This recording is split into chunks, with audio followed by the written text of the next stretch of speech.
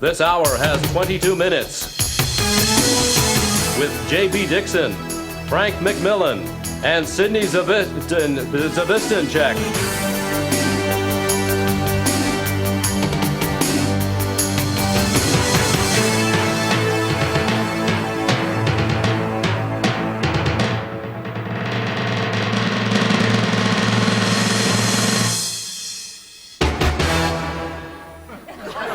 Good evening.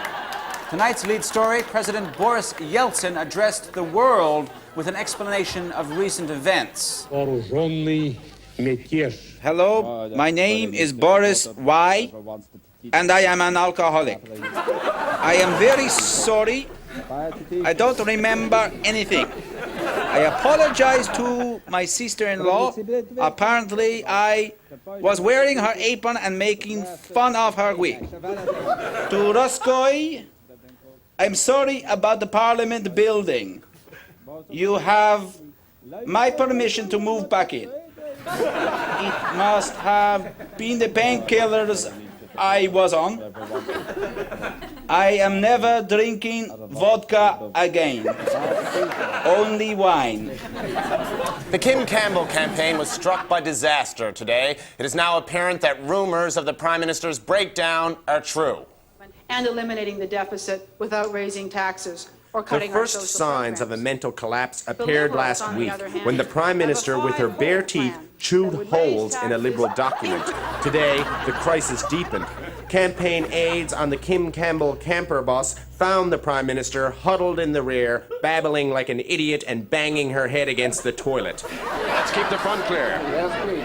Aides jammed a hockey helmet on her head and rushed her to a shock treatment facility. Word of her breakdown spread and reaction was swift. These are horrible things. They destroy, they can destroy lives, economic opportunities, and they lay waste to a region for generations. Damage Control Minister Ross Reed is at a complete and total loss. This just in. Apparently, former Fisheries Minister John Crosbie visited Kim Campbell on her bus this morning, and in jest, the former Fisheries Minister exposed himself and triggered the nervous breakdown. To Ottawa now, where John Crosbie spoke to reporters only moments ago. She can't take a joke. You people, you can't take a joke either. There's not one damn one of you can take a joke. We are now joined by Prime Minister Kim Campbell. Prime Minister, all reports say your campaign is spinning out of control, that you're on the way to becoming one of Canada's 1.6 million unemployed. Is this true? Prime Minister, have you lost your mind? Prime Minister, can you hear me? Can she hear me? Yes? Prime Minister, hey! Hey! Missus! Well, there you have it. Prime Minister Kim Campbell denying, I suppose, that she has lost her mind. The woman who cut off her husband's penis and threw it in a field was in court this week on charges of provocative behavior. Provocative, I'll say. I bet he was prompted to dash off a quick missive to a column called My Pet Peeves after that. Come on, the woman pleaded in her defense. It was halfways off when I found it. It was only hanging on there by a thread. The woman has laid charges against her husband for tapping his fingers on the sugar bowl, drinking out of the milk carton, and singing the wrong lyrics to Joni Mitchell's Free Man in Paris. Gee, if I was her, I'd have thrown the guy out the window and kept the penis.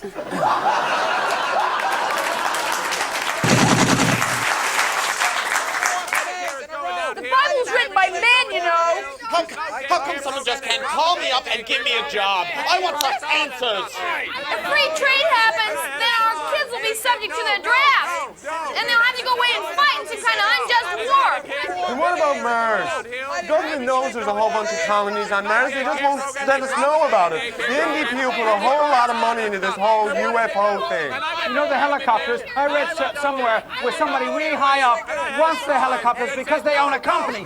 No, they own a corporation that makes helicopter parts. Now that's not right, is it? All men are potential rapists. It's time the government realized that. They have no skills.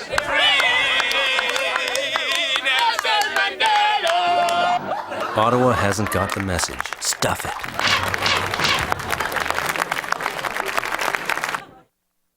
The following is a free-time political broadcast. On behalf of the Newfoundland Separation Federation, Jerry Boyle.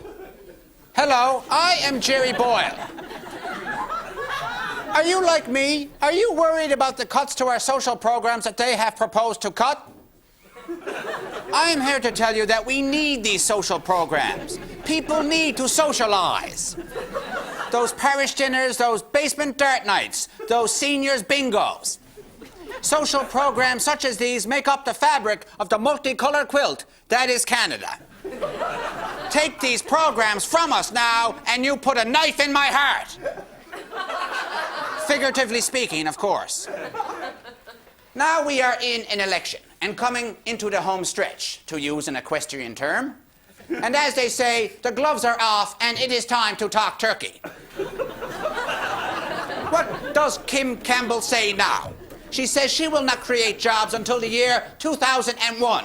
Well, my friends, I can top that. If elected, I will not create jobs until 2010. The other leaders talk on and on about how they would deal with the deficit in 5 years, in 3 years, or 2 years. Vote for Jerry Boyle, and I will deal with that deficit immediately. Give me your X, and you will not have to think of that deficit ever again. Elect me, and I promise, here and now, to not so much as mention the word deficit for a full year. Jerry Boyle says, out of sight, out of mind. Let's ignore that deficit. Come, be part of the Jerry Boyle team. Come, be part of the Jerry Boyle momentum. Ignoring the deficit together. Thank you.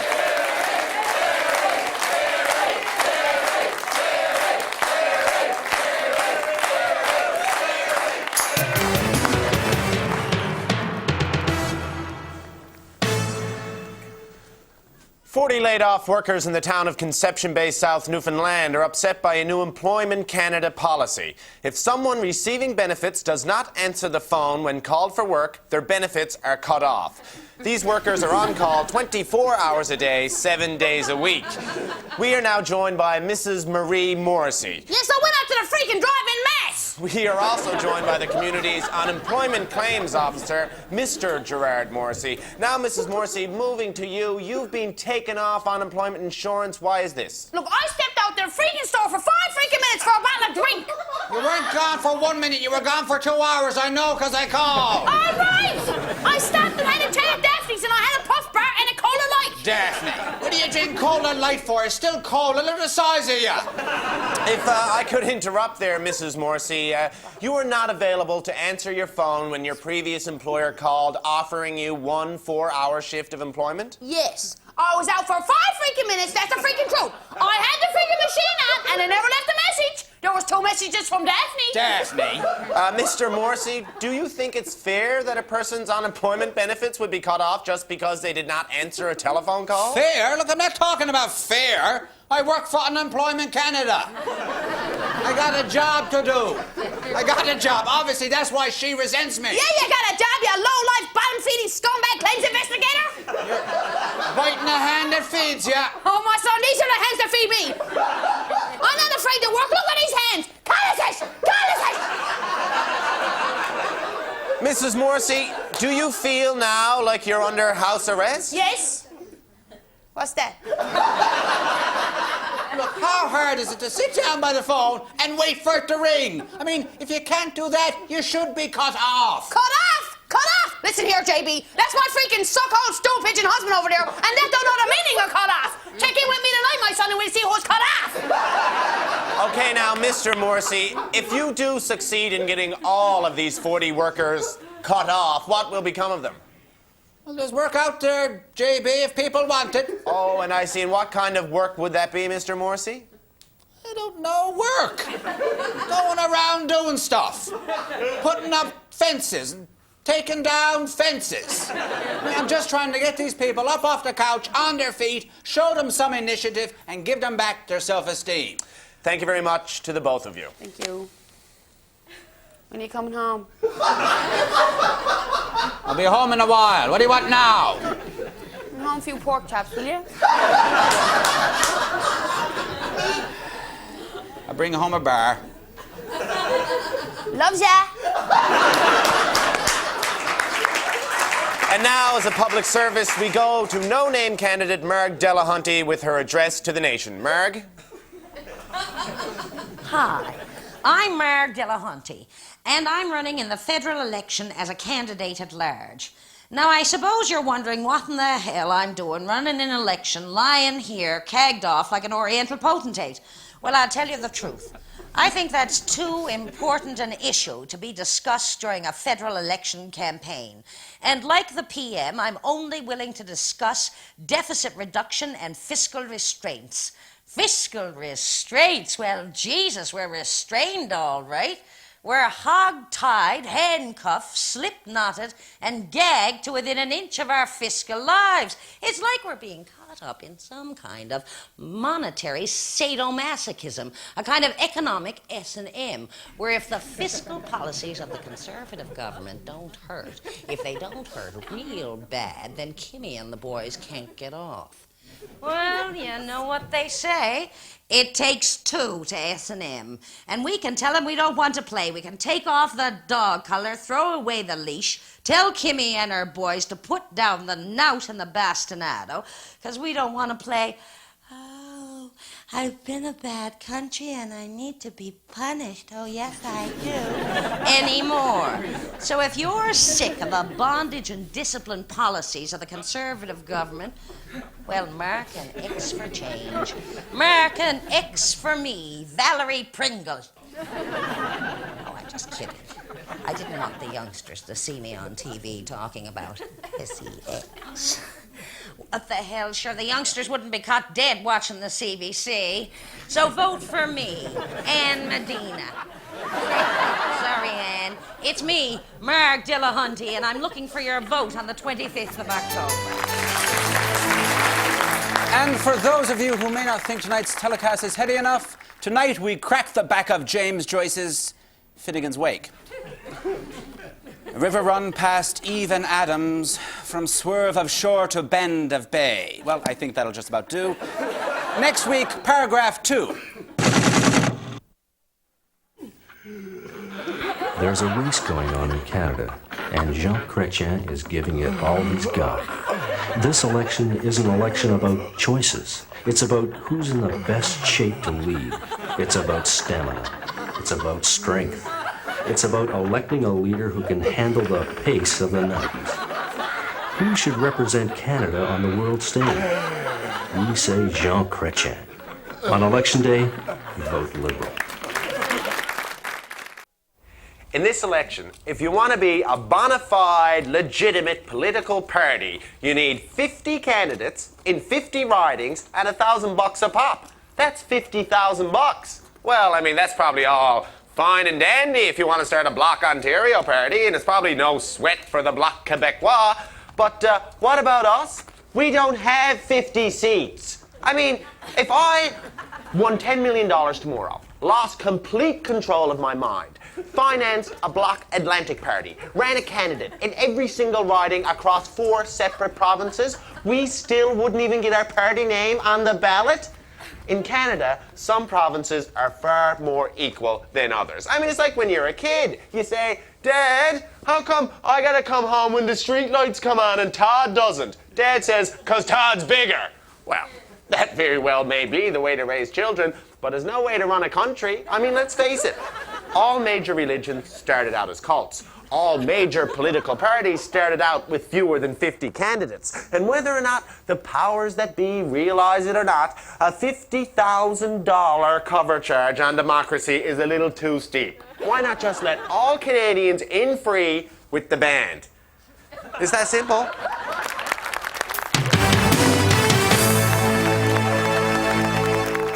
It's time for weather.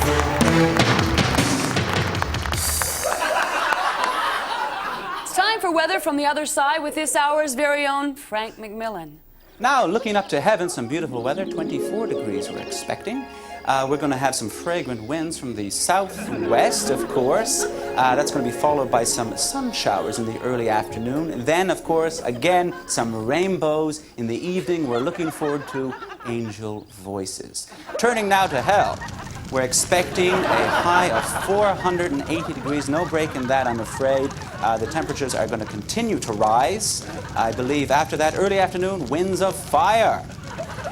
Then there will be a canopy of thick black smoke, which will cause poor visibility for most of Gehenna. Turning now to purgatory. The placid pattern continues. Nothing but calm in the 3 millennia outlook. Calm. To recap, heaven, beautiful weather, 24 degrees. Hell, hot and getting hotter. Purgatory, calm. Back to you. Drive-in movies, drive-in banks, and now our roaming camera goes to the region's very first drive-in church. Oh, it's great, you know, because this way I can get my groceries and worship all on the same trip out. And, for me it's good because I can take the dog, and Freudie's a wonder dog, so he wonders where I am when I'm gone off to church. And, you know, I can take a snack with me because, after I get my groceries, I'm a bit peckish and, of course, curious, wanting to get home and dig out the pirate cookies and the Malie Malo, you know. So this way, if I get distracted from the word of our Lord and Savior, it's great because I just fish out a ding-dong and a soda and it restores my faith. It's great. Excuse me. Are you washed? Are you washed? Are you washed in the blood of the Lamb? In the Muslim world, a man can divorce his wife by repeating the word talak 3 times. A woman from Brampton, Ontario, says her husband has recently converted to the Muslim faith, but the reason for his conversion is highly suspect. It's a busy lunchtime, just like any lunchtime at any other luncheonette in any other world. Barb Campbell seems edgy today, however. Fish or eggs? Talak. What? Talak, that's 2. Sure, that's 2 eggs sunny side up. Do you see any hash browns on that plate? You never said hash browns. There was no hash browns on that order. Where are the hash browns on that plate? There was none on the order. I quit. Ta.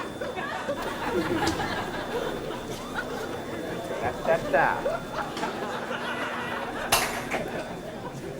See, ever since Peter became a Muslim, he can divorce me just like that by saying talak, talak, talak, like that 3 times. I mean, it don't matter if I say it, right? So I got to do just what that fuss budget has in mind, or... my dear, he got me raftered.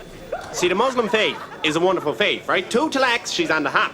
3 talaks, she's out the door. And then, if she wants to come back with me, she got to go away and have the intercourse with my older brother Harold. And she don't want that, do you?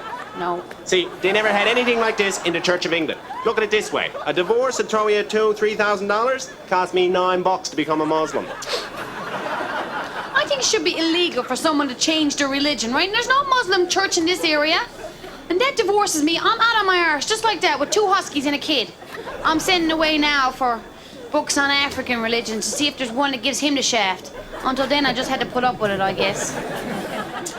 And he used to have really nice hair, too, and now he puts all this Muslim stuff in it. Get away from me.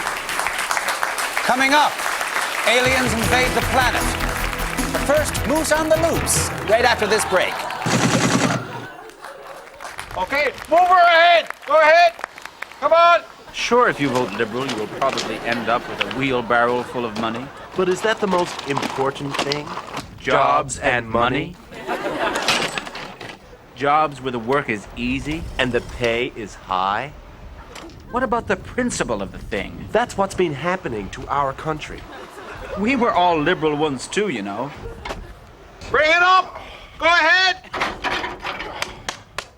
On election day, vote Tory. We promised to be more liberal.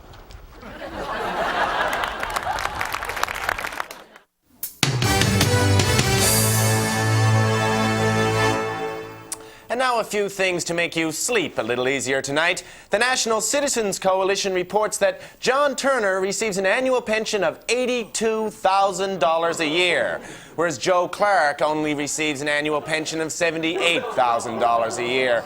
And now for those of you who wrote in and were very worried about the welfare of former separatist MP Jean Lapierre, who retired last year at the age of 36. Don't worry, he has already started collecting a pension of $40,000 a year.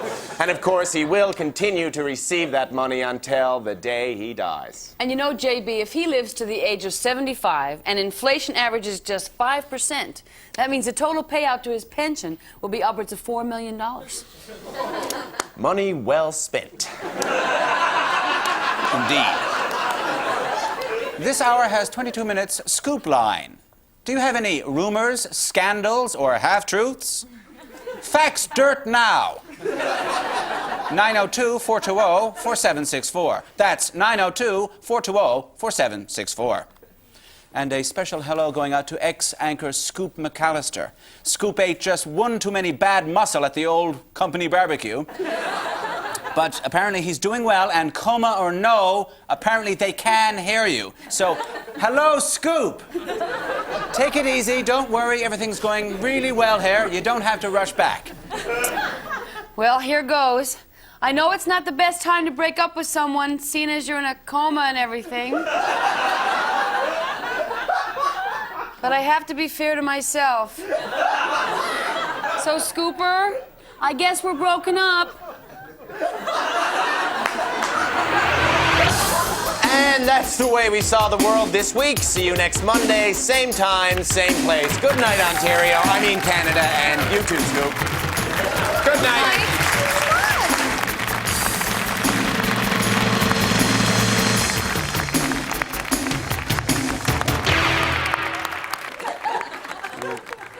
I'm going to take the shuttle up the NDP. I'm not going to take no shuttle. Oh, yeah? No, I see what happened to shuttle before up in NASA. Not that kind of shuttle. What kind of shuttle then? Now, you get in the shuttle, you go up, you call NDP, they bring you up, but you got to vote for NDP or they won't give you a run back. No, that's not right. Yeah, they keep an eye on you. That's right. They keep an eye on you, right? But last election now, I had the Christian Heritage crowd drag me up. Right? I called them up, I said, I'm going to go vote now. And then they pulled up there and I said, hang on now, I'll be out in a minute. In again, right? Came out, I'll be out in a minute. Yeah. In again. Yeah. Never voted for him, though. Yeah. They never won either. No, I voted for Brian Mulroney that election. Yeah. I was drinking then.